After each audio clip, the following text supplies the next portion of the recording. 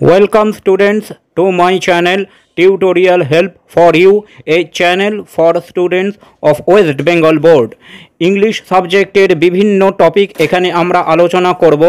Learning ভিডিওটি পছন্দ হলে প্লিজ ভিডিওটি লাইক ও শেয়ার করবে ও চ্যানেলটি সাবস্ক্রাইব করবে। হ্যালো স্টুডেন্টস, আজকে আমরা জানব সাবজেক্ট ও প্রেডিকেট সম্বন্ধে, উদ্দেশ্য ও বিধেয়। দেখো, আমরা যখন কোনো সেন্টেন্স লিখি বা বাক্য লিখি, সেই সেন্টেন্সে দুটো অংশ থাকে। একটা হচ্ছে সাবজেক্ট, যাকে বাংলায় বলি আমরা উদ্দেশ্য, আর একটা হচ্ছে প্রেডিকেট, যাকে বাংলায় বলি বিধেয়। সেন্টেন্স বা বাক্য যার সম্বন্ধে বা যার বিষয়ে বলা হয় তাকে সাবজেক্ট বা উদ্দেশ্য বলে। যখন আমরা একটা বাক্যকে বা সেন্টেন্সকে যার সম্বন্ধে বলছি বা যে বিষয়ে বলছি, তখনই যে বিষয় বা যার সম্বন্ধে বলা হচ্ছে সেটা হচ্ছে সাবজেক্ট। আর সেন্টেন্স বা বাক্যে সাবজেক্ট সম্বন্ধে যা বলা হয় তাকে প্রেডিকেট বা বিধেয় বলে। সাবজেক্ট সম্বন্ধে আমরা যে কথাগুলো বলছি, যে শব্দগুলো বলছি, তাকে বলা হচ্ছে কি? তাকে বলা হচ্ছে প্রেডিকেট। যেমন সাবজেক্ট একটি ওয়ার্ড নিয়েও হতে পারে, আবার একাধিক ওয়ার্ড নিয়েও হতে পারে। He plays cricket. এখানে হি প্লেজ ক্রিকেট, সে ক্রিকেট খেলে। এখানে কথাটা বলা হয়েছে কাকে নিয়ে? কথাটা বলা হয়েছে হি সম্বন্ধে কথাটা বলা হয়েছে, সে। এবার সে, তার সম্বন্ধে কি বলা হয়েছে? হি সম্বন্ধে কি বলা হয়েছে? প্লে ক্রিকেট, সে ক্রিকেট খেলে।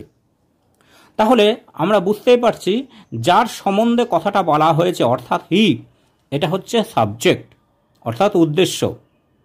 এবার সাবজেক্ট সম্বন্ধে যা বলা হয়েছে, প্লেজ ক্রিকেট, ক্রিকেট খেলে, সেটা হচ্ছে প্রেডিকেট বা বিধেয়। তাহলে এই হচ্ছে একটা সেন্টেন্সের দুটো অংশ, একটা সাবজেক্ট আর একটা প্রেডিকেট। তো আমরা যেটা বলছিলাম যে সাবজেক্ট একটা ওয়ার্ড নিয়েও হতে পারে, আবার একাধিক ওয়ার্ড নিয়েও হতে পারে। এর আরও উদাহরণ আমরা দেখব। তার আগে আমরা জেনে নিই আমরা সাবজেক্ট কিভাবে চিনব। দেখো, আমরা যখন কোনো সেন্টেন্স লিখি তখন সেই সেন্টেন্সের মধ্যে একটা ভার্ব বা ক্রিয়া থাকে। ভার্ব বা ক্রিয়া এর অর্থ হচ্ছে যে শব্দ কোনো কাজ করা বোঝায়। এই সম্বন্ধে আমরা পরে আরও ভালোভাবে জানবো পার্টস অফ স্পিচে। তো আপাতত আমরা এটুকু জেনে রাখি, সেন্টেন্সে একটি করে ভার্ব বা ক্রিয়া থাকে। তো যে ভার্ব বা ক্রিয়া থাকবে, যে ওয়ার্ডটি, সেই ওয়ার্ডকে আমরা যদি হু মানে কে এবং হোয়াট মানে কি, হু বা হোয়াট জিজ্ঞাসা করি, তাহলে যে উত্তরটা পাই, তাহলেই সেই উত্তরটাই হচ্ছে সাবজেক্ট। যে উত্তরটা পাবো হু অথবা হোয়াট জিজ্ঞাসা করে, সেই উত্তরটাই হচ্ছে সাবজেক্ট বা উদ্দেশ্য। যেমন পরের কিছু সেন্টেন্স উদাহরণ হিসেবে দেওয়া থাকলো, Samir sings a song. Samir, কথাটা বা বাক্যটা বলা হচ্ছে কাকে নিয়ে? বাক্যটা বলা হচ্ছে সমীরকে নিয়ে। সমীর হচ্ছে সাবজেক্ট। সমীরের সম্বন্ধে কি বলা হচ্ছে? সিংস এ সং, গান গায়। তাহলে সিংস এ সং হচ্ছে predicate. The boy plays cricket. The boy, দুটো শব্দ আছে। কথাটা বলা হচ্ছে কার সম্বন্ধে? বয়, দ্য বয়, ছেলেটি সম্বন্ধে। তাহলে দ্য বয় হচ্ছে সাবজেক্ট। তাদের সম্বন্ধে কি বলা হচ্ছে? ছেলেটি সম্বন্ধে কি বলা হচ্ছে? ছেলেটি সম্বন্ধে বলা হচ্ছে সে ক্রিকেট খেলে। তাহলে প্লেজ ক্রিকেট হচ্ছে predicate. The old man reads a book. কথাটা বলা হচ্ছে কাকে নিয়ে? হু রিড মানে পড়া, তাহলে রিড হচ্ছে কাজ করা বোঝাচ্ছে। তাহলে কে বই পড়ে? Who the old man. তাহলে উত্তরটা পাবো আমি ওল্ড ম্যান। তাহলে এখানে তিনটে শব্দ আছে, এই তিনটে শব্দ হচ্ছে সাবজেক্ট। এবার ওল্ড ম্যান কি করে? ওল্ড ম্যান সম্বন্ধে কি বলছে? রিড দ্য বুক, বই পড়ে, তাহলে রিড দ্য বুক এটা হচ্ছে predicate. My brother looks at me, আমার ভাই আমার দিকে তাকায়, তাকায় লুক, তাহলে কে তাকায়? হু, উত্তরটা হবে মাই ব্রাদার, আমার ভাই, তাহলে মাই ব্রাদার এটা হচ্ছে সাবজেক্ট। লুকস অ্যাট মি, আমার দিকে তাকায়, এটা হচ্ছে প্রেডিকেট। আমার ভাই কি করে? আমার ভাই সম্বন্ধে কি বলা হচ্ছে? সে আমার দিকে তাকায়, তাহলে লুকস অ্যাট মি এটা হচ্ছে প্রেডিকেট। তাহলে আমরা বুঝতেই পারছি একটা সেন্টেন্সে দুটো অংশ থাকবে, একটা সাবজেক্ট, একটা প্রেডিকেট। যখন বা যার সম্বন্ধে বা যে বিষয়ে বাক্যটি বলা হবে সেটা হবে সাবজেক্ট, এবং সাবজেক্ট সম্বন্ধে যা বলা হবে সেগুলো হবে প্রেডিকেট। এবার কিছু কিছু ক্ষেত্রে সাবজেক্ট উৎস থাকতে পারে, যেটা হয় ইম্পারেটিভ সেন্টেন্সের ক্ষেত্রে, বেশিরভাগ ক্ষেত্রে। এটাও আমরা এরপরে জানবো, imperative sentence, type of sentence এরপরে আমরা আরও ভালোভাবে জানবো। তো এখানে কিছু উদাহরণ দেখো। কাম হেয়ার, এখানে এসো। গিভ মি এ বুক, আমাকে একটি বই দাও। এখানে কিন্তু কোনো সাবজেক্ট নেই, কিন্তু এখানে ইউ এটা উৎস হিসেবে আছে।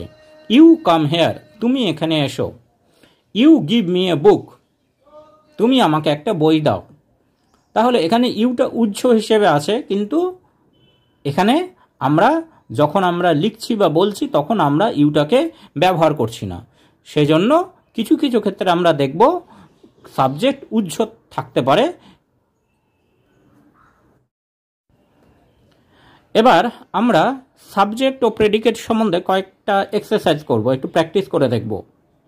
দেখো এখানে কতগুলো বাক্য দেওয়া আছে, সেন্টেন্স দেওয়া আছে। এই সেন্টেন্সগুলোতে কোনটা সাবজেক্ট কোনটা প্রেডিকেট এটা আমরা একটু বোঝার চেষ্টা করব। The house is white and blue, ওই বাড়িটি হচ্ছে সাদা ও নীল। এখানে হয় ইজ এটা হচ্ছে ভার্ব, তাহলে ভার্বকে যদি আমি প্রশ্ন করি কি, হোয়াট, কি সাদা ও নীল, তো উত্তর আমি কি পাবো? দ্য হাউস, বাড়িটা। তাহলে এই বাক্যটি বলা হচ্ছে কার সম্বন্ধে? দ্য হাউস, বাড়িটি সম্বন্ধে। তাহলে দ্য হাউস হচ্ছে সাবজেক্ট, আর হাউস সম্পর্কে যা বলা হচ্ছে, মানে বাড়িটি হচ্ছে নীল এবং সাদা, ইজ হোয়াইট অ্যান্ড ব্লু, এটা হচ্ছে predicate. Kolkata is a big city, Kolkata হচ্ছে একটি বড় শহর। তাহলে এখানেও যদি আমরা ইজকে প্রশ্ন করি হোয়াট, কি, তাহলে আমরা উত্তর পাবো কলকাতা। মানে সেন্টেন্সটা বলা হচ্ছে কলকাতা সম্বন্ধে, কলকাতা বিষয়ে। এবার কলকাতা সম্বন্ধে কি বলা হচ্ছে? কলকাতা হচ্ছে একটা বড় শহর, তাহলে ইজ এ বিগ সিটি এটা হচ্ছে predicate. My father is a teacher, আমার বাবা হলেন একজন শিক্ষক। তাহলে এখানে আমরা যদি প্রশ্ন করি হু, তাহলে উত্তর আসবে মাই ফাদার। মানে এই সেন্টেন্সটা বলা হচ্ছে মাই ফাদারকে নিয়ে বা মাই ফাদার সম্বন্ধে, আমার বাবার বিষয়। তাহলে মাই ফাদার হলো সাবজেক্ট। এবার বাবার বিষয় বা সম্বন্ধে যা বলা হচ্ছে, মানে ইজ এ টিচার, তিনি হলেন শিক্ষক, এটা হচ্ছে প্রেডিকেট বা বিধেয়। My favourite month is subject, October. My favourite month is October, আমার প্রিয় মাস হলো অক্টোবর। তাহলে এখানেও যদি আমরা ইজকে প্রশ্ন করি হোয়াট, তাহলে উত্তর আসবে মাই ফেভারিট মান্থ, আমার প্রিয় মাস। আমার প্রিয় মাস কোনটা? Is October. তাহলে মাই ফেভারিট মান্থ এটা হচ্ছে সাবজেক্ট, কারণ এই বিষয়ে বাক্যটা বলা হচ্ছে। এবার আমার প্রিয় মাস সম্বন্ধে কি বলা হচ্ছে? আমার প্রিয় মাস হলো অক্টোবর, ইজ অক্টোবর, এটা হচ্ছে প্রেডিকেট। তাহলে আমরা দেখতে পাচ্ছি সাবজেক্ট বা উদ্দেশ্য একটা ওয়ার্ড দিয়েও হতে পারে বা একাধিক ওয়ার্ড দিয়েও হতে পারে। তারপরের বাক্যটা দেখি। My friend and I caught the thief, আমার বন্ধু এবং আমি চোরটিকে ধরেছিলাম। কট ধরেছিলাম ক্রিয়া ভার্ব। হু কে যদি আমি প্রশ্ন করি উত্তর কি পাবো? মাই ফ্রেন্ড অ্যান্ড আই, আমার বন্ধু এবং আমি। তাহলে কথাটা কাদের বিষয়ে বলা হচ্ছে? মাই ফ্রেন্ড অ্যান্ড আই, আমার বন্ধু এবং আমার সম্বন্ধে কথাটা বলা হচ্ছে। তাহলে মাই ফ্রেন্ড অ্যান্ড আই এটা হচ্ছে সাবজেক্ট। এবার আমাদের সম্বন্ধে কি বলা হচ্ছে? আমরা চোর ধরেছিলাম, কট দ্য থিফ, এটা হচ্ছে প্রেডিকেট বা বিদেহ। শেষ বাক্যটা sentence, the blind man walks slowly, অন্ধ মানুষটি আস্তে হাঁটে। এখানে ভার্ব হচ্ছে ওয়াক, ক্রিয়া বা কাজ করা বোঝাচ্ছে ওয়াক। তাহলে হু যদি আমি প্রশ্ন করি তাহলে প্রশ্ন কি উত্তর কি পাবো? উত্তর পাবো হচ্ছে দ্য ব্লাইন্ড ম্যান, অন্ধ মানুষটি। তাহলে দ্য ব্লাইন্ড ম্যান এই সম্বন্ধে এই বিষয়ে বাক্যটা বলা হচ্ছে। তাহলে দ্য ব্লাইন্ড ম্যান হচ্ছে সাবজেক্ট। এবার সাবজেক্ট সম্বন্ধে যা বলা হচ্ছে, সাবজেক্ট কি করে? ধীরে ধীরে হাঁটে, ওয়াক স্লোলি, এটা হচ্ছে প্রেডিকেট। তাহলে আমরা বুঝতে পারলাম যখন একটি বাক্য বা সেন্টেন্সে যে সম্বন্ধে বা যার বিষয়ে বলা হয় সেটা হচ্ছে সাবজেক্ট, এবং সাবজেক্ট সম্বন্ধে যা বলা হয় সেটা হচ্ছে প্রেডিকেট। সাবজেক্ট একটা ওয়ার্ড হতে পারে বা একাধিক ওয়ার্ড হতে পারে। Thanks for watching this video. তোমরা ফেসবুক বা ইমেলে কন্ট্যাক্ট করতে পারো।